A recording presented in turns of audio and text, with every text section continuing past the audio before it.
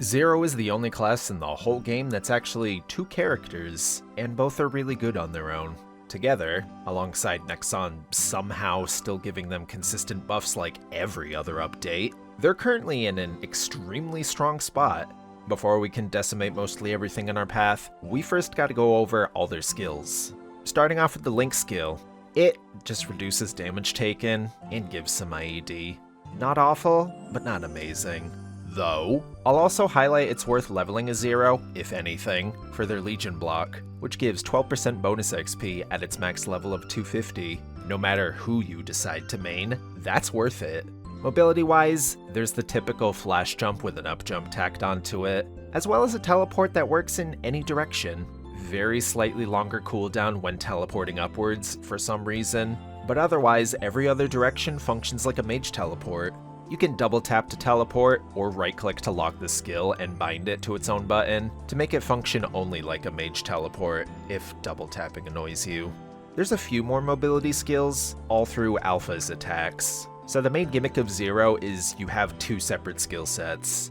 Alpha, the boy, is more focused on faster attacks, more mobility, and lines of damage, while Beta, the girl, is more stationary, tankier, slower, and hits harder per line.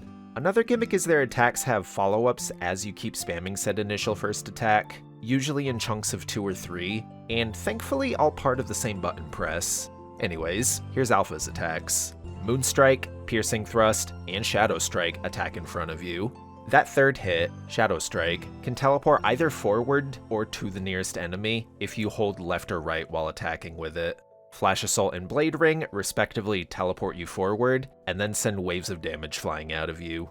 Rolling Cross and Rolling Assault sends you flying through the air, and then spinning forward. Wind Cutter, Wind Striker, and Stormbreak send tornadoes flying out of you to deal damage. The advanced variant even leaves behind a trail of electricity that shocks enemies. Divine Leer is a passive that has a chance to heal you as you attack, and Time Generator gives a chance to recover Time Force as you attack. Time Force is Zero's mana equivalent. Now for Beta's attacks. Rising Slash and Air Raid swing and slam your sword down, and Air Riot is a resulting shockwave explosion accompanying Air Raid. Flash Cut and Throwing Weapon toss out a spinning sword that flies out very slowly through the air. Spin Driver does, well, a spin. And Wheelwind is a grounded hurricane that you can slowly move around during. Click another skill, or teleport, to get out of the spin animation. Giga Crash, Falling Star, and Groundbreaker are all just giant slam downs in front of you. Mega Groundbreaker makes a stationary shock field where you used Groundbreaker. Beta also has way cooler passives than Alpha. Immune Barrier gives a chance to spawn a shield as you get hit. Armor Split gives a chance to drop enemies' defenses. And most importantly, Critical Bind makes it so that all of Beta's attacks have a chance to critically bind the boss for 4 seconds. This isn't shared with any boss global cooldown timers, and instead has its own cooldown of 35 seconds. While critically bound, Alpha gets some nice bonuses against said target. The twins also share some skills together, like Shadow Flash, which first places down giant swords. These swords don't go away until its 40-second cooldown refreshes. Click again before then to follow through with its gargantuan second attack. Ego Weapon attacks nearby enemies for loads of lines and damage passively, as you attack with whatever the hell skill you felt like. 15-second cooldown in between activations. Both these skills' cooldowns are separate for Alpha and Beta, so both twins can use them independently however they felt like. Double Time is a weird passive skill that just nullifies shorter skill cooldowns. For example, Flash Assault has a 5-second cooldown, but if you use Moonstrike or Teleport just once, you can then Flash Assault again. Vice versa for most of your non-hyper, 5th job, and 6th job skills. Neat! It also stacks damage as Alpha and Beta attack, up to 5 stacks each. When you swap from Alpha to Beta, or the other way around, you get what's called Tag and Assist through dual combat. Tag brings in the opposite twin, and Assist is extra attacks alongside said twin for 3 seconds. If the whole moving forward every time you swap thing is annoying to you, right-click dual combat to stay stationary with every swap. All of Alpha and Beta's unique attacks have assists alongside them that correspond with the skill right across from each other in the skill window. You're encouraged to swap back and forth between the twins every 3 seconds or so for massive amounts of damage. Unless you're doing something like bursting with your main burst skill, Twin Blades of Time. No matter which twin is out and active, just hold that down for about 4 to 5 seconds to whoop the ass of whatever boss you're currently fighting. 2-minute cooldown. What's that? What if the boss is moving around and walks away from your burst? Oh, yeah, good point.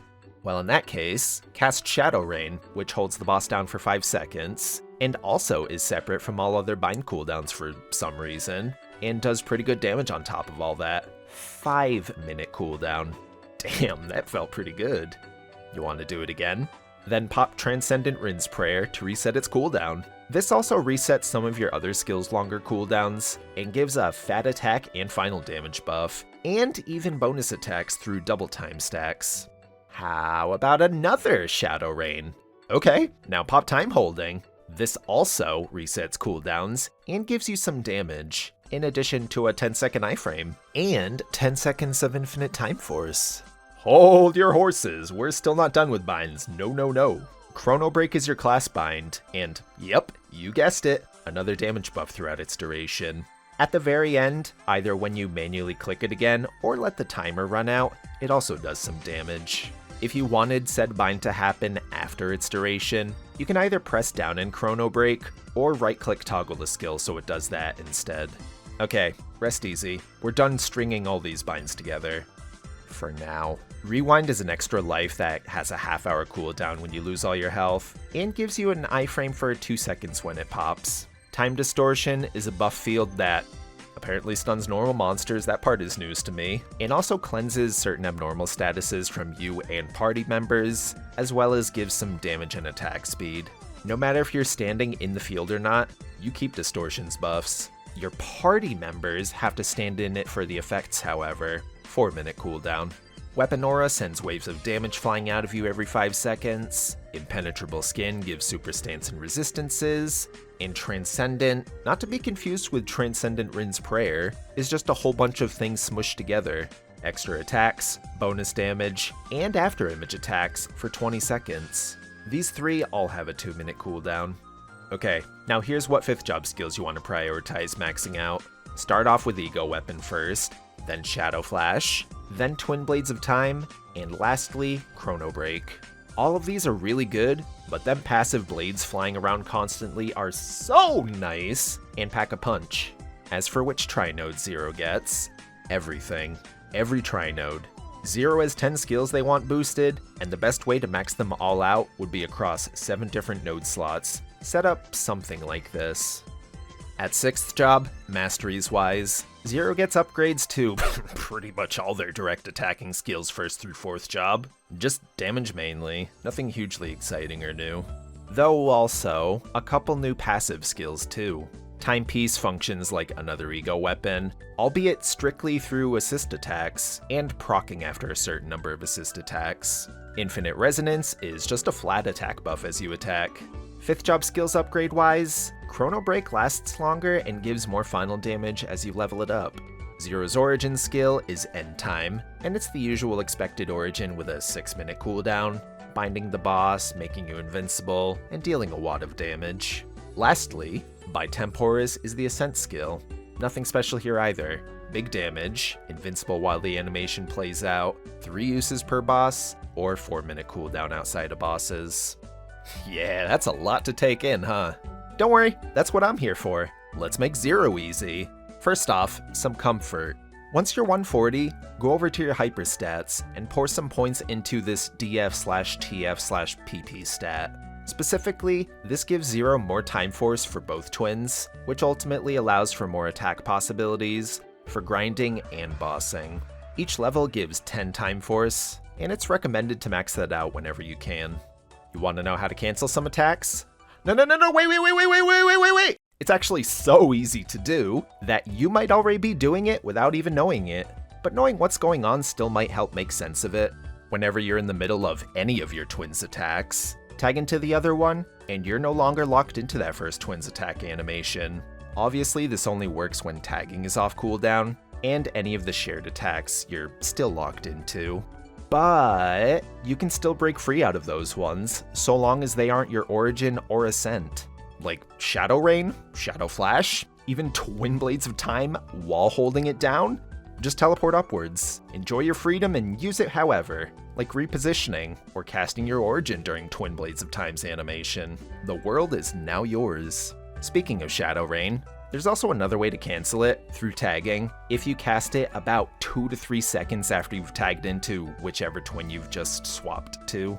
After them 2 to 3 seconds, just simply attack with the opposite twin to tag them in. The timing is a little tricky to learn at first, but still very doable. Thankfully for grinding, you don't need to go crazy with all of what I just talked about. You can get away with just placing down Urda Fountain, and maybe Soul Janus if you have that, on one end of the map you won't frequent. Then, go over to the other end, and spam Wind Cutter and Giga Crash repeatedly. This covers most horizontal maps without much issue. The tornadoes keep whipping forward, and the electric shocks cover the ground said tornadoes just ripped past, shocking enemies pretty substantially. If you wanted to be a little extra, you could also fly around a bit with Rolling Cross, though it's not necessary. For a little extra coverage every 40 seconds, keep in mind Shadow Flash is practically a screen wipe when positioned right. Speaking of positioning, for bossing, you'll want to make sure enemies are being hit by your attacks. It sounds obvious, and I know I just said a minute ago that you can teleport up to break out of animations, but be mindful of where the boss is, so that upwards teleport isn't being wasted on the air above the boss. Is the boss you're fighting about to do something annoying, like Lucid's lasers or touch, or even Darknell's map-wide attack, etc.? Just crit bind them with a well-timed beta attack, or Shadow Rain. Problem solved. By default, you get 3 uses of it, 2 of which that can reset every minute, so if you needed to stop a boss in their tracks, there's no shame or risk in temporarily stunning them real quick. Now we gotta get into Zero's combos. What combos? These combos. For the most part, you don't have to stress over them, but weaving around between Alpha and Beta and making the most use out of their tag and assists will boost your damage when you aren't bursting down a boss. For quicker notation, Zeros commonly name all these attack strings as A1 through A4, which are all of Alpha's attacks, and B1 through B4, being Beta's attacks. A1 is Moonstrike's whole combo string, A2 is Flash Assault, A3 Rolling Cross, and A4 Wind Cutter. B1 is Rising Slash, B2 Flash Cut, B3 Spin Driver, and B4 Giga Crash. Though for simplicity's sake, I will say you can get by just fine early on doing whatever attacks you felt like, even if it's just the same one over and over again. Just so long as you remember to swap between Alpha and Beta every few seconds. Zero benefits heavily from stringing combos together, so remember that if you wanted to play these monster time children optimally, you'll have to learn some kind of combo. Now with that out of the way, let's start with the typical combo string for anyone without a cooldown hat of any kind. A4, A1, A3, teleport down, A4 again, and then swap to Beta doing B3, then B4, B3 again, B1 to cancel the spinning, and another B4. Afterwards, loop right back into Alpha's string and repeat. Basically, for anything Beta related, alternating between Spin Driver and Giga Crash is always the best option. For Alpha, you can usually get away with just alternating between Wind Cutter and Moonstrike. If you wanted to get serious about Zero, it's important to invest in a cooldown hat. Thankfully nothing too crazy. Getting a -2 second hat is totally fine, that's what I do. That lets you do the more common, more optimal combo strings. The first one for Off Burst is practically identical to the non-cooldown hat one, the key difference being you use A3 after the second A4, rather than before. The second one for Burst can only occur while Transcendent Rin's Prayer, and either Chrono Break or Time Distortion are active, and it just has you spamming A4 on Alpha, and B3 and B4 on Beta.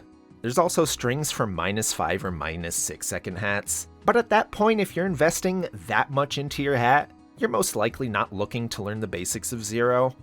One fun little quirk about Zero is you can transfer everything you pour into your weapon, at any tier, all the way up to your Arcane, Genesis, and Destiny weapon.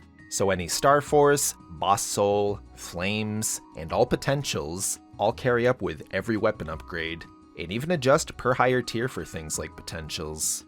Zero doesn't have too much going on with their sequences. You only need one for all your 2-minute burst buffs.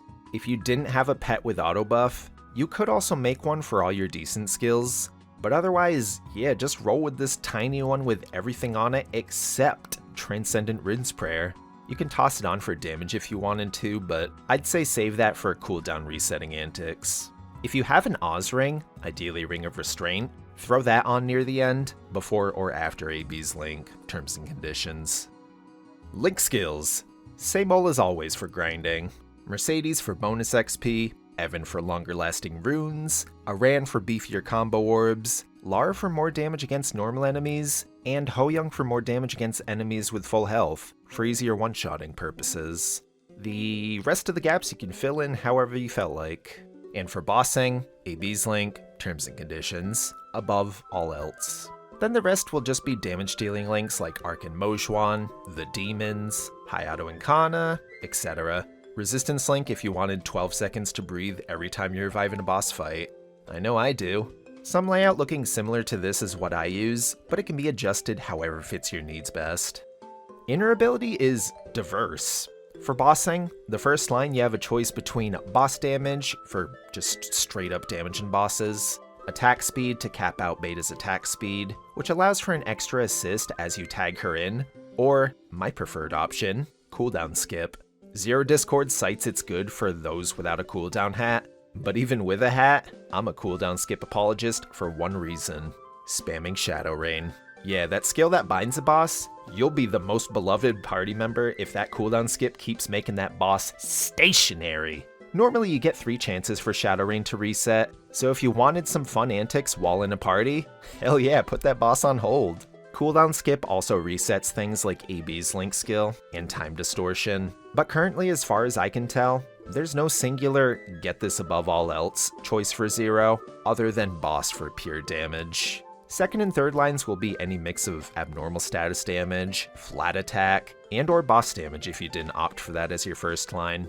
These are the spreads for each that the Zero Discord recommends currently, so I guess I classify as a gambling addict. Grinding setup will be the gold standard drop, meso, and normal monster damage.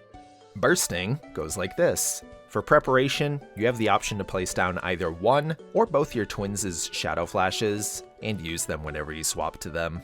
Otherwise, pop your burst sequence, chrono break, either normally or by ducking to delay the bind, depending on your situation. Then hold down Twin Blades of Time. While holding it down, teleport up and cast Shadow Rain and or Shadow Flash. If you're at 6th job, you could Origin during Twin Blades of Time as well, to squeeze in some more damage. Afterwards, you could continue the boss binds with reset Shadow Rains through Transcendent Rin's Prayer or time holding, or rotate back into whichever combo strings you've learned.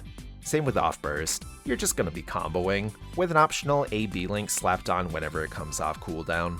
It's a bit awkward to learn at first, but still pretty simple in my opinion. And that's all I've got for you. I love Zero, they're my second main. Thanks for watching my silly little guide, and thanks to the Zero Discord for being full of resources, discussions, and info.